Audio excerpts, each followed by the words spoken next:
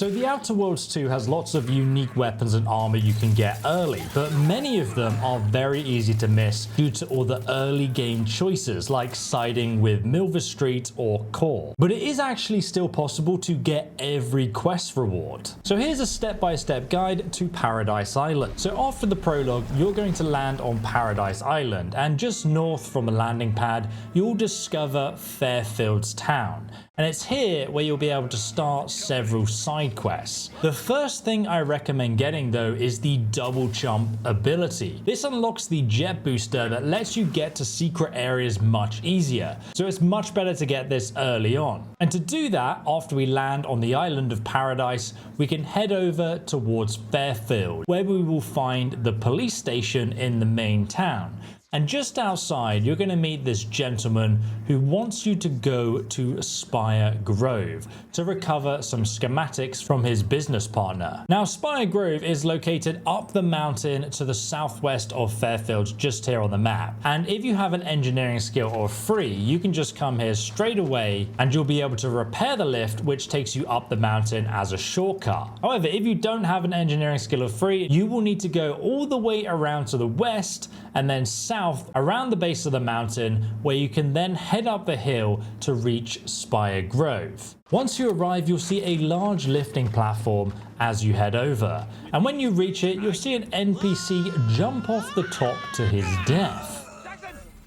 And he actually has the schematics on his body as well as the double jump thrusters. And if you want another legendary reward, you can also help the NPCs who are stranded on top of the platform. All you need to do is climb up the building on the left hand side and then look around for the areas of yellow cloth which indicate where you need to climb up. And since you have the double jump boosters, this is a really easy thing to do. Just don't forget to grab the drive overloader on your way up, since it's needed to reactivate the platform. And then once you reach the top, you can just put this into the control unit and then save the stranded NPCs by lowering the platform. Once you're safely on the ground, they will reward you with 1,000 bits and the Monocular Target Finder helmet, which boosts weak spot damage by 10%, and it's got a mod that gives you another 30% weak spot damage the further you are from the target. So it's incredible for ranged builds, and that also stacks with sneak attacks too. Next, we can head back to Fairfield and turn in the schematics to the gentleman outside the police station for another 350 bits as a reward. Next, let's solve the problem of if you should side with Milverstreet or Kaur, because you can get 4 legendary items right at the start of the Outer Worlds 2 as soon as you reach the town of Fairfields by visiting the town hall in the center. When you first walk in, you'll meet Officer Kaur and Milverstreet. And then you'll be forced to decide who you want to aid in the next quest line, which is a pretty important decision. And each one gives different rewards, but it's actually possible to get both of them. Here's what you need to do. First, you need to put 1 skill point into lockpicking, and then that's going to unlock the ability to get the pickpocketing perk. And then using this, we can go and stand behind Commander Kaur and pick her pockets. As long as you're directly behind her and no other NPC can see you, you have no chance of getting Kaur. And this is going to let you steal her war chest key. And then you can go and do the same thing with Milverstreet to get his private locker key and 350 bits. Now all we need to do is head west of Fairfield to the military compound just here on the map, and then go inside the compound, and just on the right hand side you're going to find Officer Kaur's war chest in her personal home. And because we have her key, we don't need any other skills or lockpicks to open her chest. We can just go ahead and open it and steal 894 bits and her unique Kaur's Corroder, a chargeable corrosion pistol that deals damage over time, removing the enemy's armor and making them vulnerable. The goo also bounces off walls and spreads to nearby enemies. There's also a modded triple-barreled shotgun in here, and Kaur's Cuirass, which is the best heavy armor set you can get early on, thanks to its 40% damage resistance, and it also has a spare mod slot for armor plates to reach 50% damage resistance, and then it has the the adrenaline shot ability, which reduces the toxic buildup you get from healing yourself. And then on the east side of town, we can find Milverstreet's house, just here on the map. Now, after you go through the front door, it's unlocked. You're going to find a locker straight ahead, which you can unlock with his key. Inside, you're going to find another 896 bits and his limited production Gentle Person's Oxonate. It's a top hat that makes companion skill recharge up to 30% faster depending on your speech skill. It also boosts your critical chance by 5 and damage by 40%. However, you do need to side with Milverstreet to get his unique suit jacket, which then gives you a 30% damage resistance at the start of each fight, but it reduces each time you take damage, resets at the start of each fight. So I would highly recommend that you actually side with Milverstreet, but don't worry if you didn't, you can still follow this guide. You'll just miss out on that unique jacket. So Milverstreet is now going to task us with visiting the Ministry of Accuracy, which is a building located to the northwest of Paradise Island, just here on the map. And we can pick up another legendary helmet there, as well as an important pass that we'll need for another location. So once you arrive at this location, you're going to find some medium trooper armor on the right hand side, and you'll also find a prism repeating rifle on the body just up the stairs to the left. After you take care of the enemies outside, you can just head straight into the main building, where you'll find a future follower. And if you are finding these guides helpful, please do leave a like on them because it lets me know that they are good and I'll keep making them. After meeting the future follower, head through to the next room and then up the ladder to the right. After you deal with the enemies here, you can then hop across the broken floor to the terminal on the other side.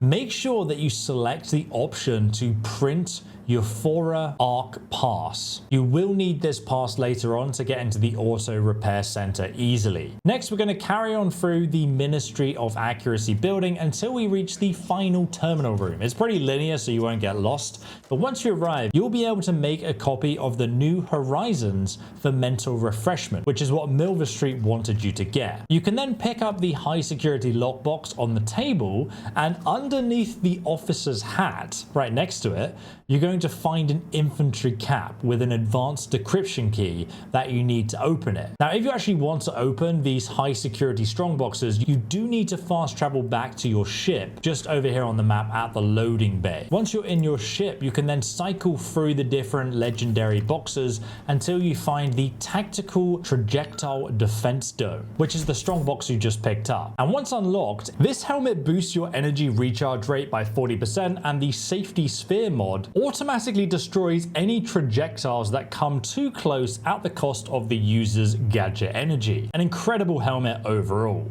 Next, we can go back to Fairfields Town Hall and we can hand in the data to Milverstreet, who's going to give us a reward, which is his unique suit jacket that I showed you earlier, as well as even more bits and experience. While you're here, you can also pick up the next quest from Milverstreet, which directs you to go to Westport, which is located all the way on the northeast side of the map. However, we'll be talking about that location and what you can miss there later on in the video. And as you're leaving the building, you can also pick up the new follower, who is absolutely insane in combat, and I will have a separate video going over all the unique follower upgrades, so you can subscribe for that and I will link it in the description below when it's out. Next, I recommend picking up the damage shield, which lets you walk through toxic gas, and another legendary item which you can miss from the Auto Repair Centre, located in the southeast of Paradise Island, just here on the map. And I will show you how not to miss the legendary helmet here as well. Once you arrive at the location though, you'll already be able to enter if you printed off the ARC keycard, which I told you to get from the Ministry of Accuracy terminal earlier on in the video. Alternatively, you can have 2 engineering skill to flag your way in there. Once you speak to the guys outside to gain entry, you can then head to the back of the complex where you'll find Marshal Donelson, who will ask you to fix the Zyranium leak. To do this, you're going to need to help the local scientist, Delphina, to finish her new shield device. It's pretty easy to do, you'll figure that out for yourself, but once it's finished, you can toggle it on and off and you'll get a shield that protects you from damage and from Zyranium gas. And this is very useful for obtaining even more secrets later on in the video. But for now, we can use it to enter the facility and take out the robots as we go until we reach the PC terminal, where we can shut down the Zyranium flow, which is what Marshall Donaldson wanted us to do. However, do not do this yet. Instead, you first need to head into the next room, kill the robot, then climb up to the next floor, jump across the ledge, climb up the ladder, and then you'll get into this next room. And it's here you'll be able to activate the first valve, which manually secures the leaks that will happen if you don't do this before activating the terminal. And then you can just jetpack across the back, which actually skips you having to go all the way around the long way.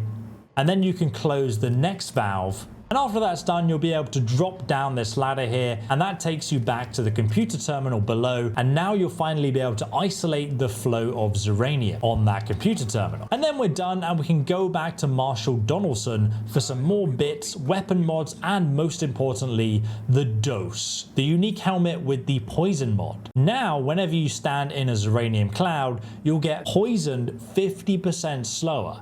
And you'll get a 20% crit chance as well. We're now done with the quest in the Automech Repair Centre, but before you leave, make sure you visit the Quartermaster Hazel's store. It's just located here on the map, and she actually sells the unique Zyraniator, which has Zyranium infused rounds that cause all non-robotic enemies to take even more damage over time. But in my opinion, it's not really worth the 2,500 bits, so I wouldn't recommend buying it. However, I do recommend getting the 2 advanced decryption keys. Quite a few stores do sell the decryption keys, and it's always worth buying them. You can also buy the hover drone pet as well. It's just an aesthetic pet for your ship that looks cool. The Skycutter building in the Outer Worlds 2 holds 2 secrets. One is a chest that requires 5 different key IDs to open, and the other is a unique 2-handed shock weapon that deletes any robots you come up against. It also has a unique ranged electrical attack. Now, the Skycutter building is huge. It's located in the northwest, just over the river of Paradice Island. And there are a few ways of getting there, but the easiest way is straight across the bridge just here on the map. However, that bridge is covered with Zyranium gas, and to cross over it, you'll need to get the shield gadget from the Auto Repair Centre in the southwest of the map, which I just went over with you. Then as soon as you have it, you can just cross over this bridge using the shield to get through the Zyranium gas until you reach the Skycutter building, and then just head straight through the front door. Once you're inside, go straight downwards into the basement, where after getting ambushed by a bunch of lizards, you'll find a very special protectorate chest that requires 5 lockpicks to open. I will show you where they all are in this video. The first ID is located on the body in front of the chest, however, you will need all 5 to open it. Now, before you head upstairs, you can actually find another hidden container in the back of the room, just behind the metal wall here. After that, we can go upstairs and use the Skycutter entrance card to open the door to the central building. Just go over the yellow rag into the next room. I've already taken out the enemies here, but you can sneak through. Just watch out for the turrets that try and detect you. The next body is found right in the center of the room with the next ID. And then from here, we can't use the elevator right now, so we're going to head over to the back corner of the room. And just behind here, there's a little torch which highlights a container. You can get a scoped shocked machine gun. Very useful in this area against all the robots. And we're going to head up the stairs here. Once at the top, we're going to head up the ladder straight ahead of us. Once you're at the top of the ladder, go and follow the wall to the right hand side. And you'll see another ladder just here on the left, which you can use. And then straight ahead of you, you're going to find another dead employee here who has a protectorate armoral ID. After looting him, we can then go back to the left here and then just drop down and onto the staircase below. Loot this guy and then go left, and there's another ladder just here to get to the next floor. Now we can go up the crates here and then we can do some fun parkour jumping. Oh, very exciting. We can actually get up to the top here. There is the Breath of Sovereign Copper, which heals 200 health instantly. A legendary tier item there. Then we can hop over to this next one and then just jump across to the other side here. And just on the desk, we're going to find another pitchball card, which gives us a +5 to our max health. Then from here, we can head onwards and up the stairs and up this next ladder.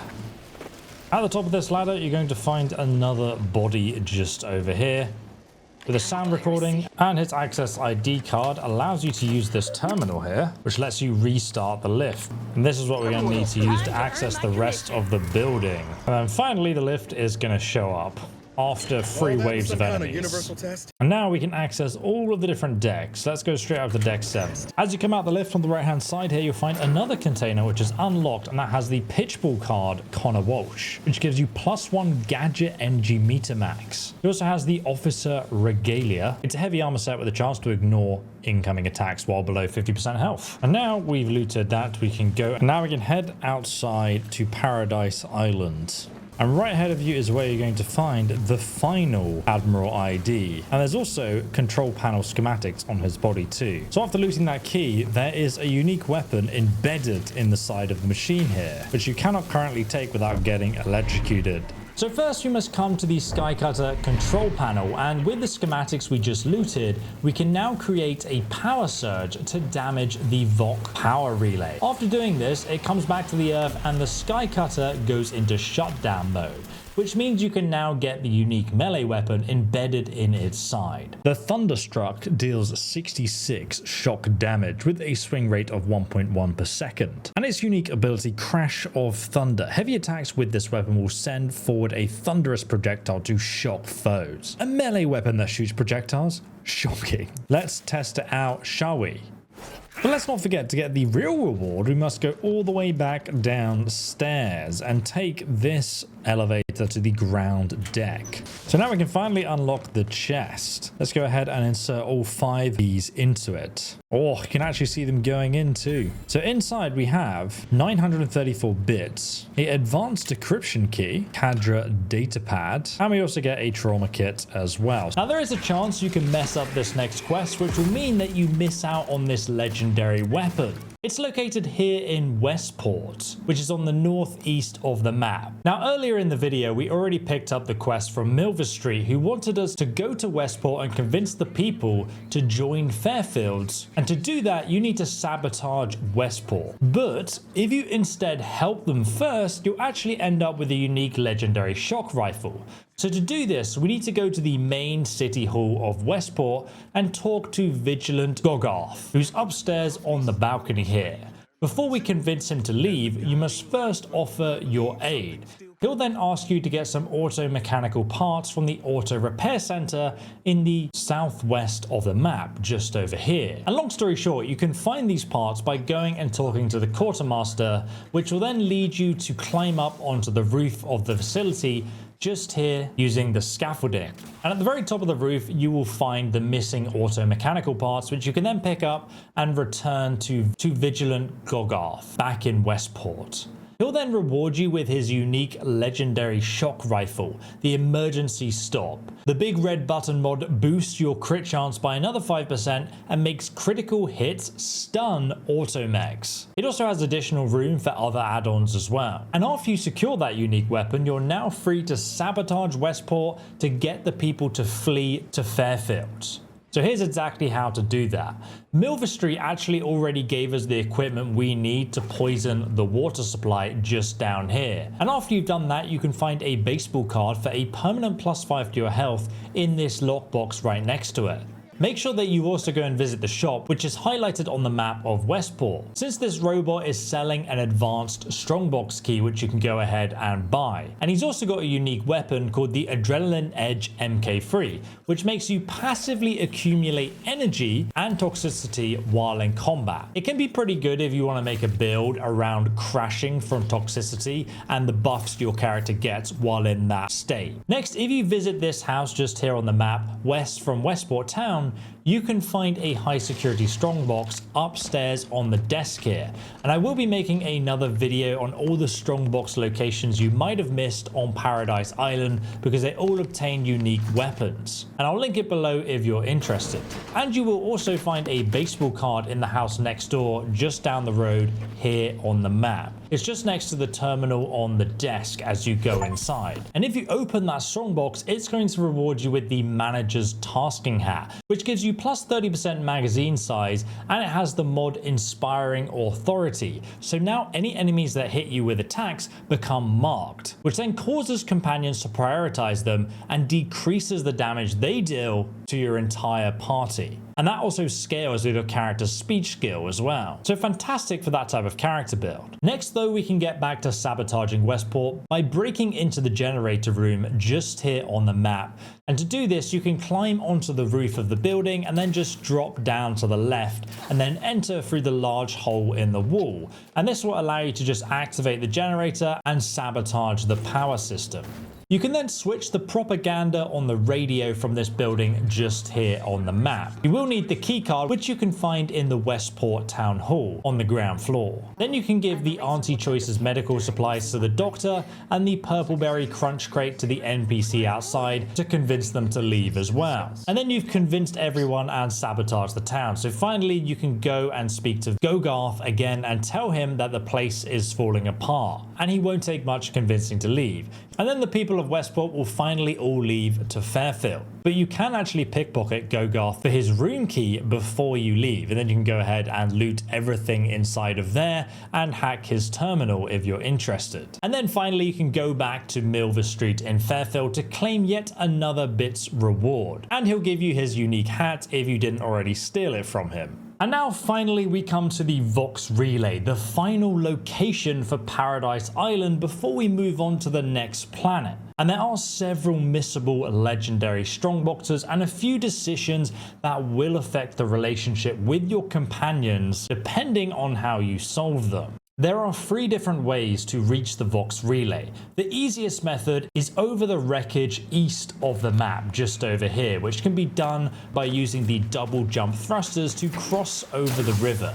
And we obviously got those thrusters at the start of the video. Alternatively, you could go through the West Bridge just here on the map using the shield gadget that we also got earlier to pass through the gas and get towards the Skycutter building. Well, the final option is to go guns blazing through the central bridge right here on the map, which requires you to fight a barrage of enemies. But it is actually easier if you use one of the other 2 bridges to then access the central bridge from behind, which allows you to flank all of the enemies and lower the bridge in the control room, where you will also find the key for the armory. This allows you to ambush the enemies from behind and access the armory room, which is on the ground floor of the main building. And the reason I'm mentioning this is because in that armory, you're going to be able to obtain the legendary bomb suit on the ground floor. You can also find another baseball card next to the shotgun, among a bunch of other explosives.